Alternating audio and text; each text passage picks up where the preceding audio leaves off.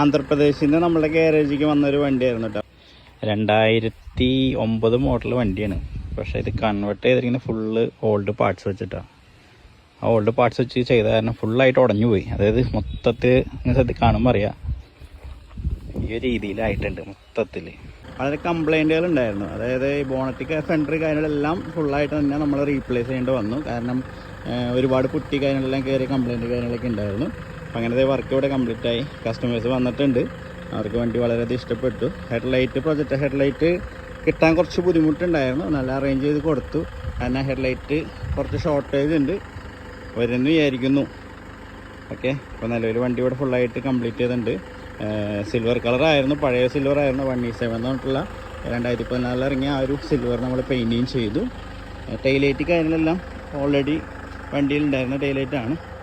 അതെല്ലാം സെറ്റ് ചെയ്ത് വണ്ടി ഇവിടെ വർക്ക് കംപ്ലീറ്റ് ചെയ്തിട്ടുണ്ട് കേട്ടോ.